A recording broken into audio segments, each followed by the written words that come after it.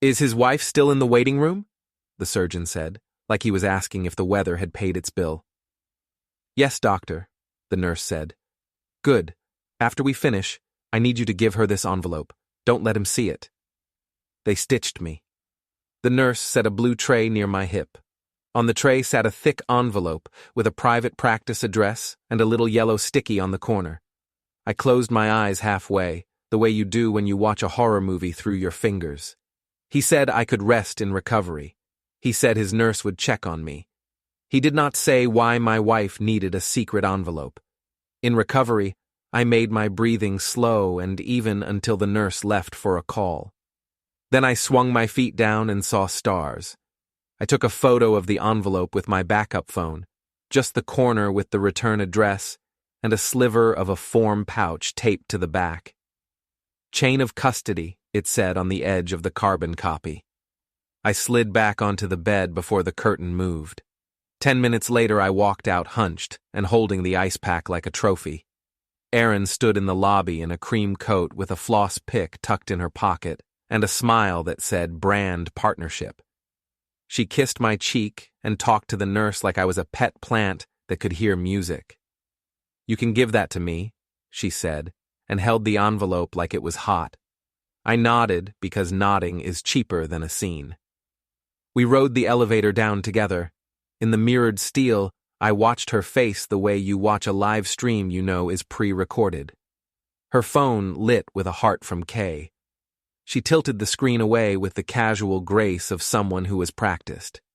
Outside, the February air climbed into my stitches. We were supposed to go home, and I was supposed to sleep, and we were supposed to order curry and talk about shows. Instead, I said I would grab a bag of frozen peas and go to Shay's bar to say hi, and Erin said not tonight, and I said sure, and we got into separate cars because this was America and we loved convenience. I drove to a cheap motel by the pier where the gulls steal anything that looks like food. I paid cash and asked for a ground floor room because stairs were now a theory. I set the ice pack on my lap and opened my laptop and restored the last full backup of Erin's phone onto my spare. The spare exists because I am the IT guy for the library system, and I am that fun. Last summer she lost an album of photos and cried. I built her a backup system because I was a husband who liked solutions. At midnight, I lay in the dim with the air unit clunking and heard a voice memo I had never played. Erin. 12 weeks is perfect, she said, bright and clipped. If anything happens before, it's the freezer stash. I stared at the dented ceiling and counted to 10 the long way. Then I put the phone face down and watched the seam where the wall met the carpet and thought about how a town can be small enough to fit in a glove and still have corners. No one sweeps. Hook, I told myself. Keep breathing. Do not go home. I watched closed captions fight a game show and made a list. Envelope existed. Private return address. Chain of custody edge visible. Erin accepted it. K heart on her screen. Then I slept behind 2 locks and an ice pack. The motel smelled like old lemon cleaner and low tide. I sat with a spreadsheet and a cheap pen and made a calm man's list. Evidence is not a movie. It is dates and times and things that happened. You line them up. You do not improvise. Lyft logs said Erin had 2 pickups in Providence at 5 a.m. 12 days ago, 3 minutes apart from the same hotel entrance. The hotel folio from that trip had 2 breakfasts charged to the room. The screen capture of our agency's handbook told me Beacon and Harbor had a clear line about supervisors and subordinates. No romantic relationships, no wink. Report at once. Simple. I opened the synced photos. A shot of her office tote. Under the planner, a white bottle with a pharmacy label. Prenatal vitamins. The date was last week. The XF said the photo was taken at her desk, 11:42 a.m. Bright light, hand cream on the table like a chalky moon. I sat up. The ice slipped and I flinched, then laughed because the body has a sense of humor it never shares. Shay texted at 1 in the morning. Heard your wife was networking in Providence, she wrote. With cardio. Shay meant cardio class. People mishear the words they want to hear. It is how gossip stays fresh. At 8, when the sun came in low and salty, I called the urology office. I need to check the timing for my post-op sample, I said, cheerful as the hold music. The receptionist said Dr. Madsen would coordinate with Mrs. Hollis to make sure everything lined up. My fingers stopped on the desk. With my wife? I said. Yes, she said, like it was obvious. I took a shower as slow as an old man learning Tai Chi and drove to the library office to pick up forms I'd left on my desk. Erin loved the library when it made her look civic. She had introduced me as the guy who kept the internet on. I kept the internet on, and I also knew where it wrote things down. At Beacon and Harbor, I walked in with a coffee carrier like an apology and smiled at the receptionist. Kyle came to the glass doors in a tight sweater and a jawline you could use as a level. He looked at me, and then at the fob, like he was checking for fingerprints. Thanks, man, he said. Anytime, I said. HR puts out great policy docs. Your handbook is cleaner than ours. His smile flickered. Good to know, he said. His eyes cut to the elevator. His hand shook. Parking garage talk, I said. Too loud in here. He followed me to the concrete where cold lives. I parked my car across from his coupe at an angle that made exiting an exercise. I leaned on my door and sipped coffee like a guy who takes notes on birds. He stood with his hands in his pockets and tried to decide if he should puff his chest. He did not. Erin is my boss, he said. I have seen a flowchart, I said. I don't know what you think you know, he said. I think I know cars chirp when they are worried, I said, and pressed the unlock on his fob in my pocket. His coupe peeped, and his head snapped like a boxer when the bell rings behind him. He patted his pockets. I sipped. The camera over Bay 4 watched us like a neighbor behind a blind. You should resign, I said, and slid a manila folder onto his hood. Inside was a printout of the HR clause, and a still from a video where he leaned into a ring light with his soft office smile. Not explicit, just enough for gravity. He stared at it like it had teeth. You can't threaten me, he said. I'm not, I said. I am a librarian of facts. I shelf things where people can find them. His eyes went shiny, then glassy, then mad. He stepped forward. I did not move. Careful, I said. I bruise, but I also document. I walked away like a person who has groceries in the back seat and a cat to feed. I let his fob drop from my palm into his surprised hand as I passed. He flinched like I had turned his bones to current. When I looked back, he was standing still with the folder on the hood, small in the gray light. My phone buzzed. Erin. Need to talk, bathroom, 3rd floor, she wrote to him. Then to me. Dinner tonight? I turned the screen face down and let the hum of the garage fill my ears like a low ocean. Hospitals waste paper like any church wastes candles. Outside the staff lounge was a printer with a bin for bad pages. I asked a volunteer if I could use the restroom. On the way back, I glanced at the bin. Paper faces up like fish on ice. A cover sheet for a lab requisition addressed to Erin Hollis. Paternity testing, said the header. In the corner, a sticky, use on delivery day. Timing should align with pre-op fertility story. M. I did not take the sheet. I took a photo. Then I took the cover sheet under it, which was blank, and put it on top. I walked back to the lobby and ate a shrimp I did not taste. The next morning, I called a lab 3 towns over and said I needed a chain of custody paternity test, and I wanted the sample stored until delivery day. The woman explained the steps like a recipe. Bring ID. Bring the alleged father if you want it done then. If the mother refuses, the court can order later. The chain is sealed in front of witnesses. No one peeks. No one edits. You either are or you are not. At noon, I waited on the sidewalk for Nurse Marta to clock out. She came out with a knit hat pulled low and a tote with a union button. Marta, I said, I am Erin Hollis's husband. I am not here to cause trouble. I am here to keep it from getting loud. She closed her eyes like a prayer, and then looked at me. You cannot talk to me about a patient, she said. I know, I said.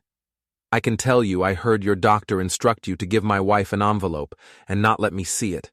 I can show you a photo of the corner of it, and I can tell you a subpoena would make a meeting no one wants. She bit her lip, then said, she asked to handle follow-ups herself. Doctor said it was fine.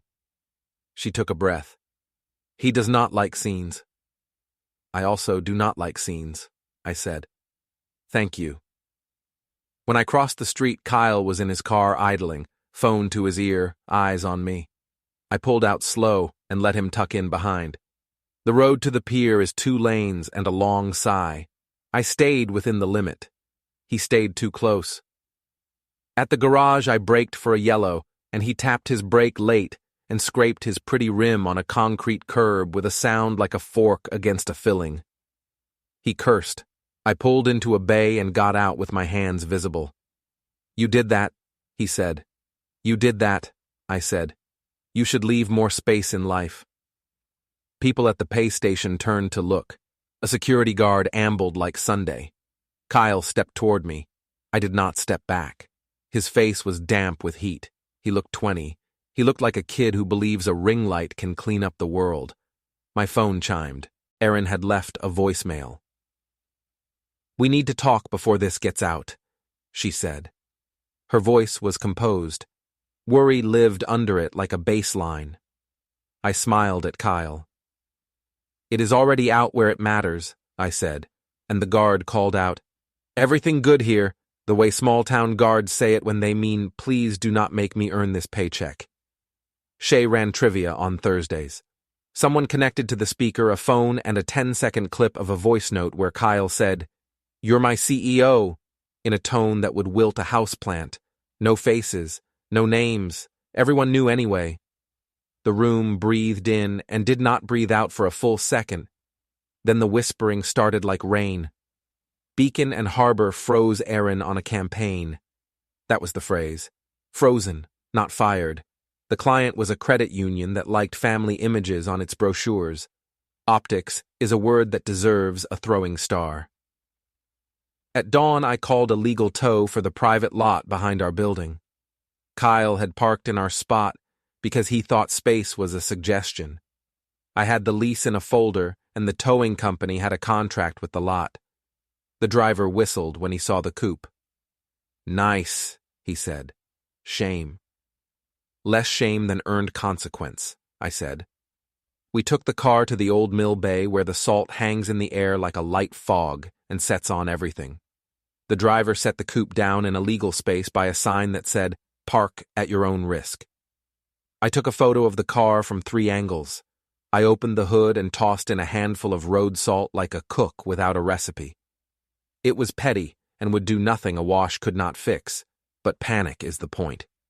I snapped his ring light mount in half and set it under the wiper like a polite note. Kyle arrived in a hoodie that cost more than my monthly groceries and saw his car and made a sound like a tea kettle swallowed a frog. I stood by a piling and watched the tide kiss the rocks. You can't do this, he said. I did this, I said. It is legal. It is also a lesson. He came at me fast and stopped a foot away when I did not move. I raised my hands, open, no fists. I slapped the metal arm of the broken ring light against his fender. The noise was sharp. He jumped. Then I took 1 step toward him and put my open palm on his cheek and gave a quick, clean slap. Not hard, not enough to mark. Enough for his cheek to wake up. His eyes watered. He swallowed. You hit me, he said. I warned you I'd document, I said. I am telling you now this is the part of the story where you stay away. He breathed shallow. He looked past me at the water. He looked at the car like it was a dog that would not come when called. He pressed his lips and shook his head. My phone buzzed again. Erin. The screen lit with 1 word. Pregnant. I let it go to mist. Kyle's shoulders shook once like he had a fever moving through him. Somewhere behind us, a gull laughed at a bag of chips, and the town woke up 1 sigh at a time. The twist arrived not as music but as paperwork. My friend in records at the clinic owed me a favor for fixing a drive before budget season. I asked for nothing illegal. I asked if she could check the freezer inventory log for a line that matched a code I had seen in Erin's notes. She said the audit sheet is public within the clinic because it lists only anonymized codes and dates. She read me 2 lines. One matched Erin's date and a code that matched her birth date pattern. The donor code was KR. I have never banked sperm. We never did a joint visit. The line sat in my ear like a penny under the tongue. The freezer stash was not metaphor. It was insurance. The vasectomy was cover. Later, when a baby appeared, it would be ours by story and hers by plan. I booked the chain of custody test for noon at the hospital lab. I called a notary and asked for a declaration stating I would not sign any birth certificate until a test was complete. It is not a threat to say you will follow a rule. It is a life jacket. The notary met me at the coffee shop with the drooping fern and stamped the paper with a sound like a polite hand clap. Rain had been sitting offshore all morning and decided now was good. The hospital garage smelled like brake dust and old fog. I waited by the stairwell with a folder. Erin walked in wearing a coat with a belt that could double as a tourniquet. Her hair was pinned. She looked like a magazine that had learned how to feel. She saw me and stopped. "We are not doing a scene," she said. "We are doing a process," I said. "We sign where we sign. We wait for a lab to say a word with letters." "You are humiliating me," she said, quiet, like the rain might overhear. "I am preventing a bigger humiliation," I said, "for a kid who deserves a clean first page. For me. For you, if you can still feel that kind of thing." "You think you are clever," she said. "I think I read instructions," I said. "When you build a crib, you do not skip bolts and trust gravity." "After Providence, I wanted to tell you," she said. "You went cold every time I said family. You joked your way past it." "I joked because fear needs a leash," I said. "You hired an intern with a ring light and called him a plan." "You never listen," she said. "I am listening now," I said. "Say the word freezer and mean babies and do not flinch." She did not say the word. She looked at my jacket like it had answers sewn inside the lining. For a second, I saw the person I married. Then it was gone. "We planned a family. You got scared. You chose a knife. I chose to keep options. I chose an outpatient procedure and a recovery plan with frozen peas," I said. "You chose an assistant with a ring light and a clinic with a code that matches your birthday and his initials." Her eyes cut to the folder. "You do not understand," she said. "I understand 12 weeks," I said, "and I understand your voice memo, and I understand Madsen's note about timing our story." Kyle came up the ramp at a half-jog, hoodie dark with rain. He saw us and slowed like someone walking into a church at the wrong moment. I held up the audit printout. "KR," I said. "Say it stands for Kindred Resilience, and I will clap." "You cannot just accuse people," he said.